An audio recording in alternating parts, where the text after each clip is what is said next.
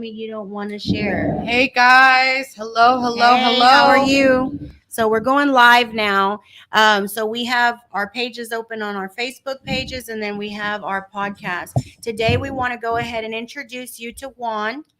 And I'm going to pass you on to Juan. He is an insurance specialist, so he's basically has his own operation, and he's your go-to guy with any type of insurance questions and things like that. So, Juan. All right. What's up, guys? My name is Juan Orostieta, and we currently have two locations in Houston with Allstate. So we do home, auto, life, and a little bit of commercial when it comes to artisan contractors and things of that nature.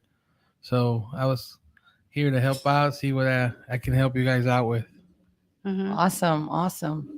Okay, so basically, what we were going to talk about today is one of the things in the difference in coverages, how you can be undercovered. You have less coverage than what you need, and you have too much coverage that you don't need.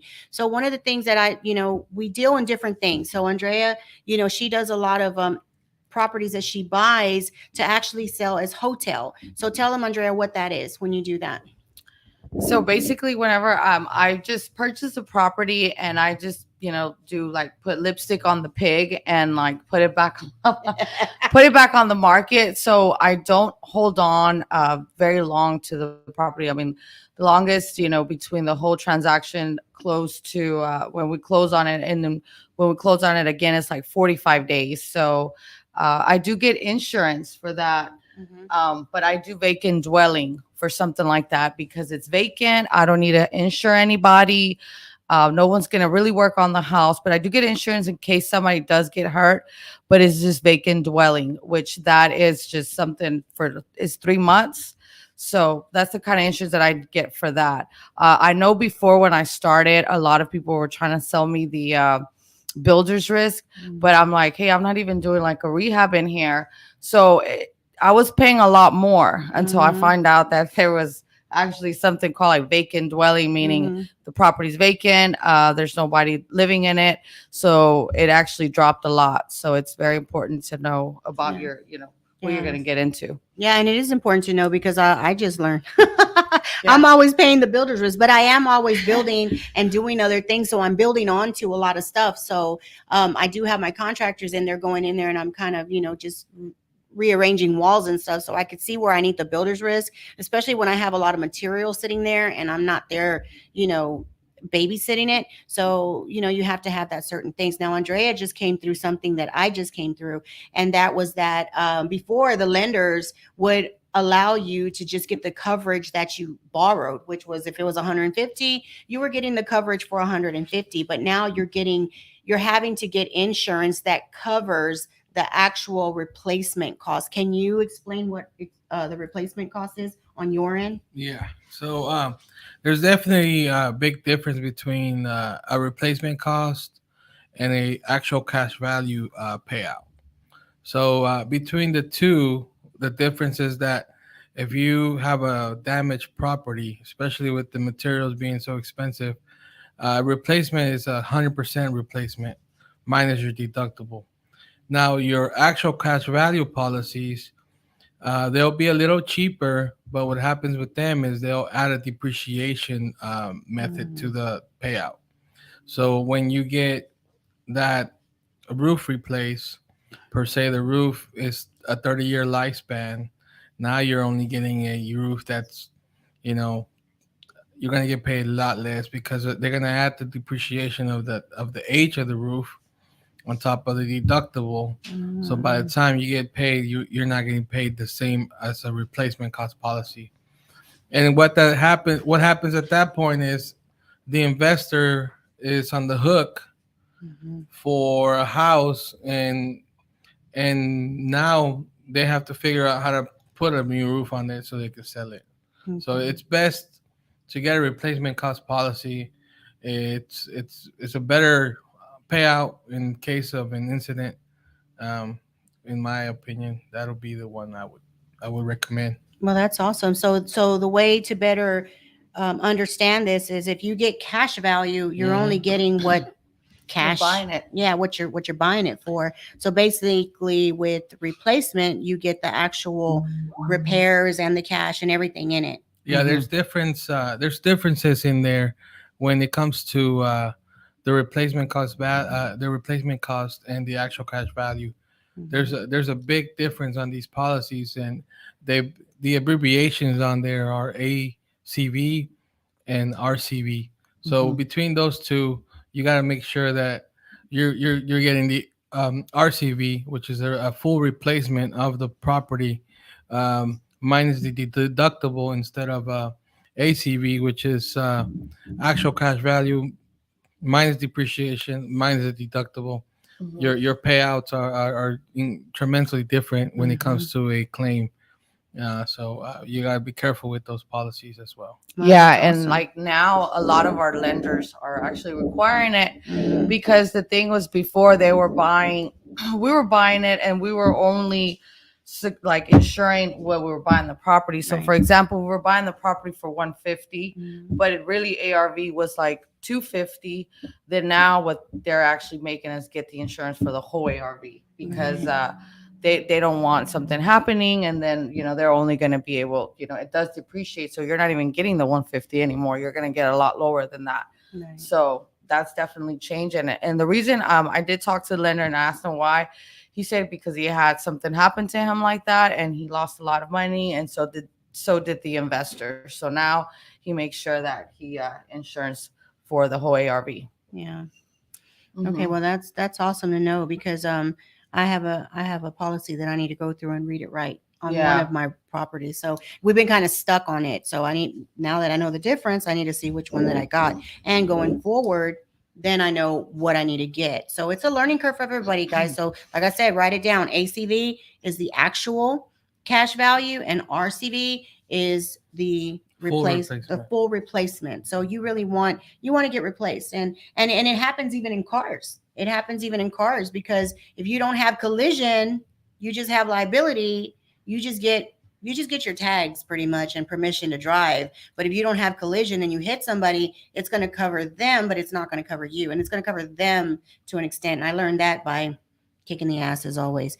So going into like personal property, being that we have a lot of personal property, there's certain insurance things that are on there, like a dog, a pool, and all that. Are those things that you just literally have to take off when they're writing the insurance, or do they just start with one big lump sum and then you So pick and poke? no, so as far as insurance goes, they have what they call inspectors, which the insurance itself is evaluated by risk, and every carrier is going to require an inspection.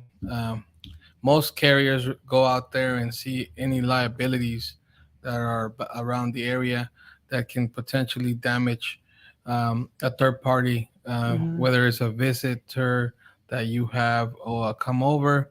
So what happens is, you have a trampoline, you have kids come over, they break their hand, then there's a lawsuit for the third party payout. Dogs that are malicious breeds are also considered a liability in many policies. Would not take the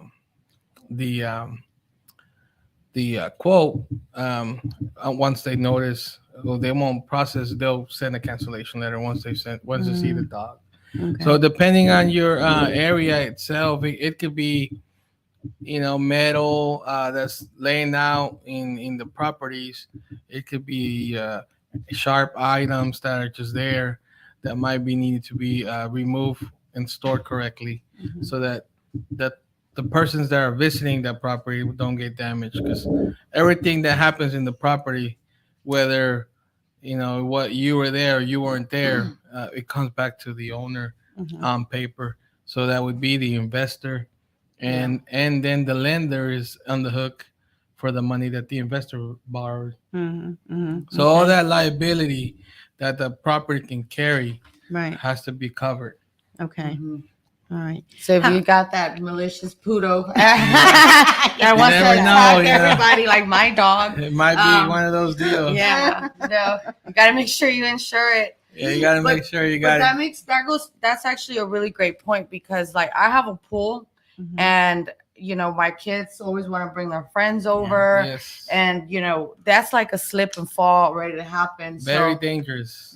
you have to be very careful. Like, don't just let come over and all of that, And you want to because make sure the carrier that you have in your personal house is aware that either you have a pool or that you build a pool, so that first of all, your equipment and anything that has to do with the pool is covered, and then secondly, your liability in case anybody drowns. That's not the visitors. Mhm. So it won't cover your own kids. So if you have insurance and somebody in your family that lives in the house, that won't cover. The liability portion would be only for visitors. Okay. So any friends and family that come over, and it's definitely a good thing to let the carrier know, so that they can add an endorsement to that policy. When an endorsement is, it's a change that becomes active the day you call. So if you don't call them, they don't change it. If you don't change it, you don't have coverage. Mhm. So it's very important to review that. Okay. When you talk about endorsements, so let's say basically I have a house, it's a wood frame house, and I just decide I want to add a laundry room, but I was covered for this much square footage. Mhm. I do the laundry room, it catches fire. Does that negate my entire policy? No, not exactly. So depending on the carrier you have, they usually what they do is they review your square footage. Mhm. So most of the carriers are going to use public information to kind of prepare a policy. Mhm. Now, what you want to do though is every time you add a room, you want to go ahead and call them and say, "I have a little bit more square footage," because Right. you have what they call a dwelling amount, Okay. and the dwelling amount is based on your square footage and the replacement cost of that dwelling amount. Okay. So if you have a bigger amount of square footage or more square footage, you want to have that difference in case something happens. Okay. Mm-hmm. All right. So let's talk about this then. Okay. Being that we have is there a difference in insurance? Like Andrea just bought a manufactured home. So is there a difference in manufactured home and into uh, the homes on the floor or the homes on above ground? Good question. That's a real good question. So there's Hi, too. no, that is a real good question. well, look at Christina with all the Oh my good God, all the good questions. questions. That's a real good question. I'll tell you why. So first of all, okay, when it comes to Hold on. Hold on a we're second. gonna take we had a call, but all right, guys. So there's different policies for and it's tailored based on the risk. Mhm. Okay, so it's something very important to understand. You can't buy a homeowner's policy if it's a rental property.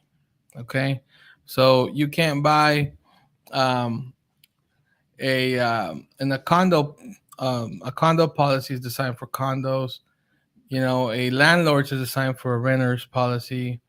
So even in Houston, especially in Houston, what we have a lot of risk on is flooding. Mhm.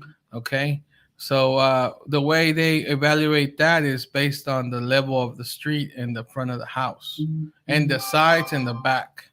So they'll measure your front, and they'll measure the street, and they'll basically figure out how high or how low you are to the street. And at that point, they figure you either over the street, above the street, or under. And that's when you start getting charged more if you're under. So it's very important to know the type of policy you need, because they're all designed for that risk. Not You cannot mix the stuff around. You have to have the correct policy for the correct risk. Otherwise, you're not insuring them right. Okay, That's really important to know. Really, really. Go ahead, Andrea. Yeah, because we were gonna buy a property, and then remember when I had asked him, hey, can you insure it? And he was like, no, we can't even insure this. You're gonna have to go through FEMA. And I was like, oh heck, what the heck am I buying? Yeah. But those are the things, like it's more of a liability. Like if this home floods, and it was when it was Consistent. Yeah, it was consistently flooding. Yeah. Mhm. So After 3 or 4 times, the carriers, any carrier is gonna deny that policy. but what happens, like, okay, so how do you handle that? You know, because obviously I just ended up wholesaling that property because I was like, it sounds like a headache I don't want to deal with. Mhm. But what happens whenever that, like, so how does that work with FEMA, or what is the price? Or So at that point, if you end up getting a house, and let's say you didn't have the insurance agent next to you to ask them to run a quote, because remember, the only way you're gonna find out if it was neglected, or it was part of a home that was flooded so many times, is to run a quote, and then that quote's gonna give us the claim history, and then at that point we're gonna know how many times, or is it insurable or not. So no company is going to reinsure a policy, a home that has Yeah. been repaid 3 or 4 times. That's Mhm. not nobody's in for that. So what you're gonna end up doing is you have to figure out if FEMA is willing to take a policy out for you in that property, and at that point it's not gonna be cheap, because they're going to figure out if the area has been rebuilt, if you want to say it that way, because the flood map changes every so often based on the city you're in. So the city, they will go and buy parts of the city and make them drainage dump. So then Mhm. at that point, the water's going to direct themselves somewhere else. So then at that point, your house might change elevation, and the floodplain map changes to favor your rating. Mhm. So it's something that you need to review and check with your carriers, especially in Houston. We stay under the water. yeah, Yeah. and it's always good to check, because Yeah. when I got this property, the homeowner was like, yeah, I flooded once. Mhm. And it was all like in the studs. So one time I'm like, okay, that's not bad. But when I had asked him, I'm like, hey, can you give me a quote to see Yeah. what it is? And he was like, we can't even give you a quote. And Yeah. I was like literally about to close on it like the next day. Yeah. Mhm. So I had to. Yeah, you call my office 832-681-9500, There you go. There you and go. then Yeah. we'll give you a free quote. You can see if that policy or that home is insurable, because Mhm. you want to make sure that you insure the home before, if it's insurable. And it's really rare that they're not insurable, uh, but when they happen, it's to get insurance on it. Mhm. You'll have to use a federal or a state insurance in order for you to have insurance. So Yeah, like Yeah. 72 hours before a hurricane. Yeah. the other thing is that it's very important, that flood policies don't get activated the day you buy it. Mhm. Okay, if you own a home today and you decide to get flood insurance right before hurricane season starts, they will delay that policy, and it starts at a 30-day waiting period. So it'll take a month before you actually get flood insurance for that home. So I haven't, and I was actually gonna ask this because, so Mhm. what happens if you're just closing on your home. It just Yeah. happened that you bought it right before a hurricane happened. Yeah. So what happens then? So- Because I mean, you just bought the house. You're Depending getting- depending on the situation, with, let's say you close the house, so the rule with flood is, if you're buying this home, you want to buy the policy the day you close on the home, because that's the only way a flood policy can be activated the day of. Wow. Okay. So you buy the policy. The policy, you buy the policy the day you buy the home. Okay. Now you buy the home first, and then a month later you want to come and get the policy. Now you're gonna have another month to wait in order for you to get a flood policy. You can't just go in there and say, I want a flood policy. You can't. You can get it, you can pay for it, but you have to wait that 30-day period. But if you're buying it and you're in title company and stuff like that, you'll definitely be able to get it the day of. Now, let's say you close today. Tomorrow, you have your flood policy. Tomorrow, it floods. The next day, you're calling the claims department. I mean, that's Mm-hmm. insurance for you, so that your risk will be covered. Okay, that's so you're awesome. saying when you buy the house, it's better to buy the policy right there and then, Oh yeah, if it's definitely around hurricane season. yeah, definitely. Like especially again, especially Okay, in Harris that and makes Houston. sense. Mhm. Yeah. I didn't know that. Yeah, Mhm. you want to make sure you're covered Mhm. for that. You know, the flood is the most damaging claim that you can get in a Houston area. You're looking at 3 to 4 feet of drywall, and material is not cheap right now. So, Mm-mm. the policies go up to 250. They're set based on FEMA. They set up the coverages for the building, and if you have property in the home, then you get another 100,000 for the property, right? Okay. So it's up to 250 and 100,000, but the flood does a lot of damage, especially here in Houston. So let me ask you this: there's been like a lot of flooding, like right here by Airline, even in the Heights, like going into the Heights in Brooksmith. There's some little areas, even Oak Forest. There's areas that just flood, Yeah. and the water goes down just as fast as it went up. But by the time you know it, some of these areas, is it really expensive to get flood insurance? So again, every rating is based on risk, and the risk is based with flood is based on how high that home is from the street. Now there is a flood map that FEMA has, Mhm. and Alpha Echo is the area where it's the highest priced. And that one, you will need what they call a certificate of elevation, Mhm. something you have to pay a surveyor to do in order for you to know exactly what area or how high your home is. So in that aspect, would they go Topio or would they go Boundary?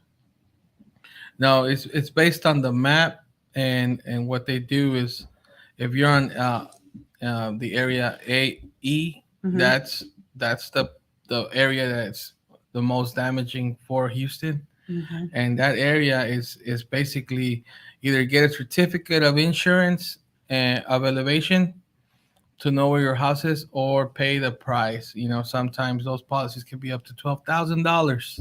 Yeah. And if you wanna have a home for flipping, $12,000 just went out of the question. Yeah, because I mean that's money. People don't look at everything. They're like, hell yeah, I just made me $100,000, but they forgot the back end of their interest paid. That was interest only. They forgot the Closing costs. the closing costs and at the beginning, and then you have some at the end. Mhm. Then you have to also think about your surveys, because you didn't have a survey. There's a bunch of things that go into it, so you have to calculate all that at the end. And remember that that's why you have to have your own little plug page that has those things in it, because if not, you'll totally lose it. And if you're going to pay 13,000 for an insurance, that's a real number. It's On not top of the taxes.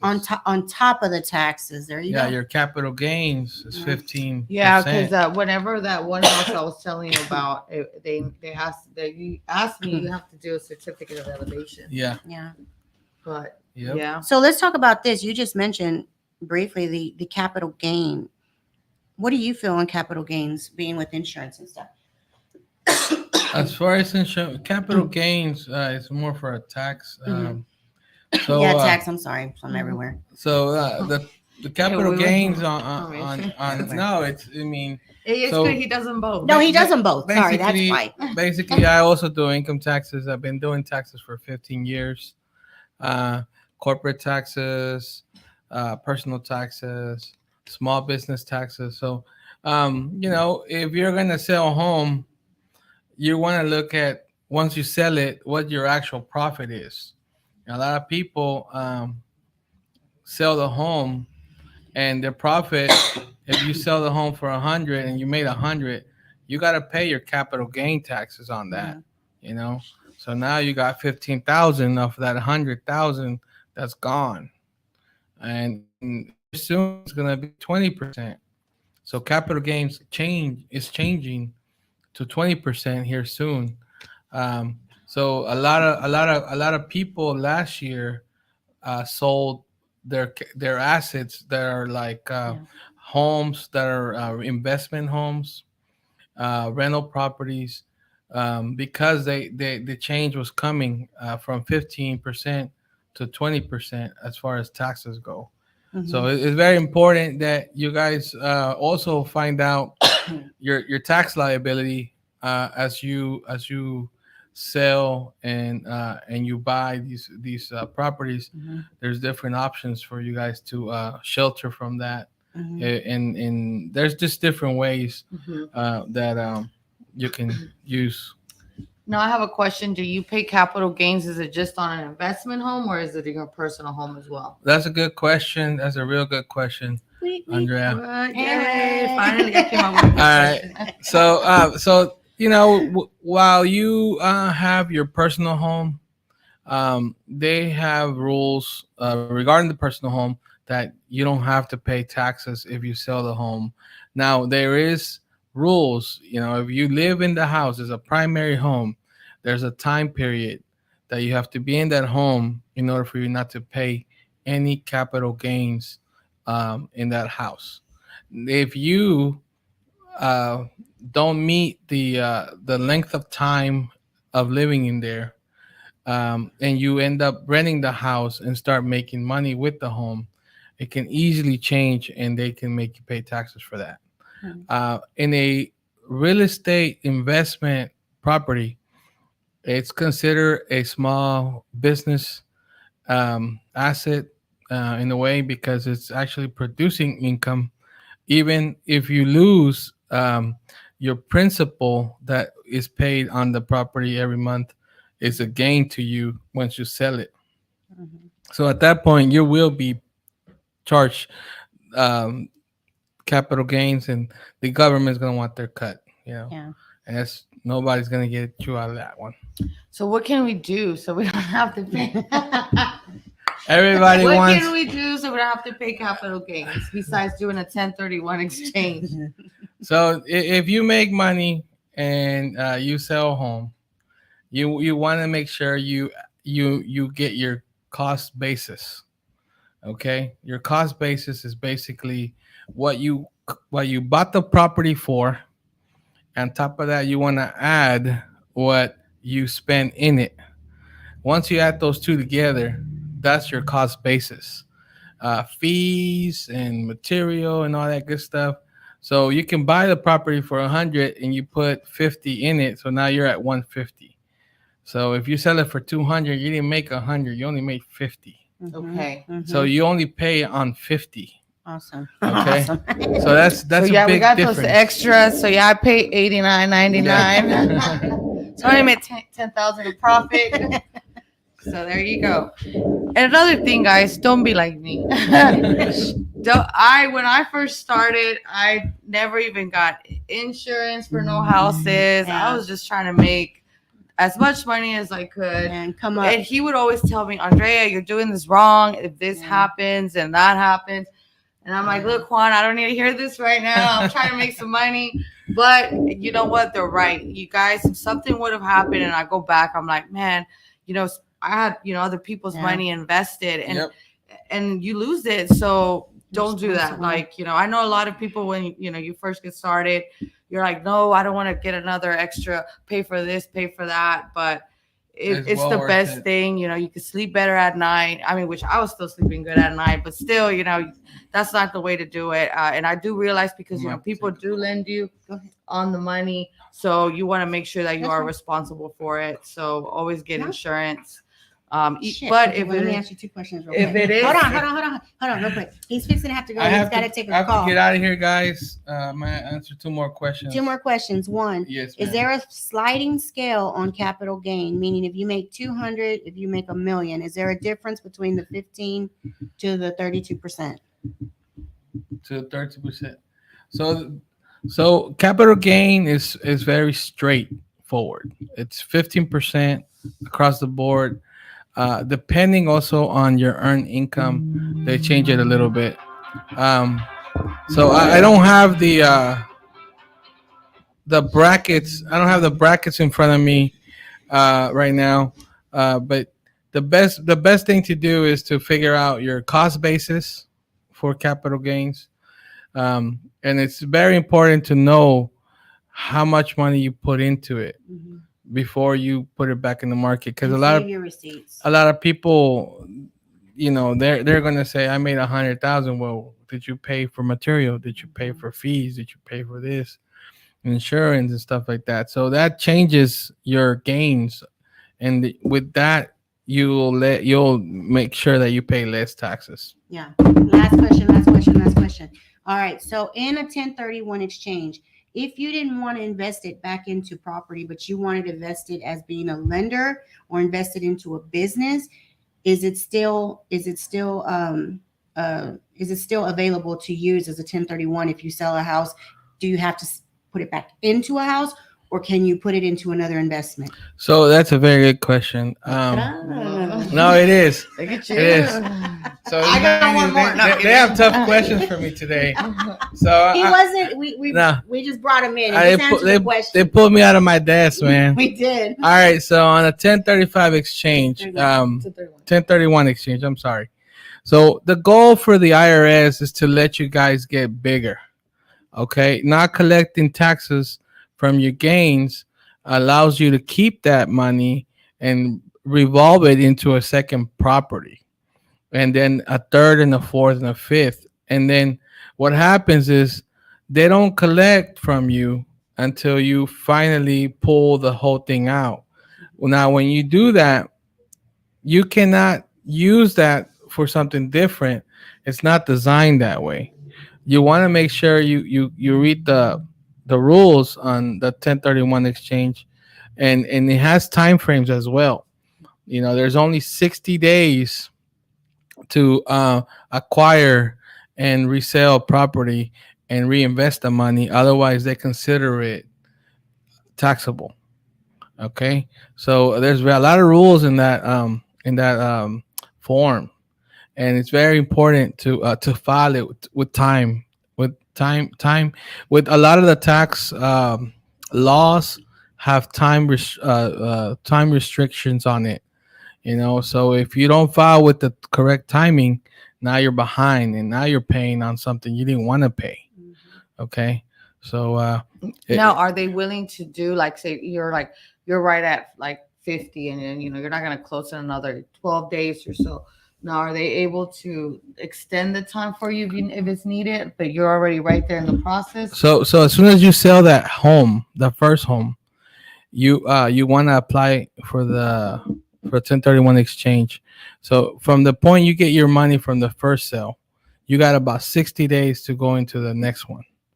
If you wait over 60 days, so you have to kind of have the other one ready to go. Otherwise, it's going to be hard for you to acquire the tax shelter with Okay. that form. So just as long as you have it already ready, they can see, hey, we're already going to close. They're good. They'll do It's kind of hard to say because, again, everything's based on timing. So you want to make sure that the sooner the better. Okay. Can a tax professional help you with that 1031 Yes, exchange? they can. There you go. Yeah, they Okay. can. He You helps guys- me out. We really got to learn that stuff because in the past I bought a lot of property not understanding the 1031 exchange, going into owing the IRS like $17 million, like loser. I didn't know. And so I'm out of that whole situation. But you would be amazed how one year I made less money and I paid more in taxes, and one year I made more money and paid way less in taxes. You got to have your paperwork right. You got to talk to a professional. You got to know how to ask the questions, where to structure your questions. Don't walk in like, because you're going to waste your time. Think of what you need. Go in and don't waste their time. Don't waste your time nor your money. Make sure you get everything out that you can. But thank you so much. Thank No you. problem, You know, guys. It was really good. I enjoyed it. Thank you. And here we go for right the here. invitation. Allstate. Yeah, I'll Do stay. you want to go ahead and say your phone number again? Hey, yeah, if you guys need any help with the insurance, it's 832-681-9500. Okay. That's Almost. 832-681-9500. Let me repeat. 832. That sounds like a commercial. 681-9500. Yeah, it sounds like Michael Watts. Yeah, but you know what? That's It's really Mike good. Yeah. Mike Jones. Yeah, Mike Jones. And 83. Yeah. Michael 281. Yeah. I still know the number. It's 281-330-8604.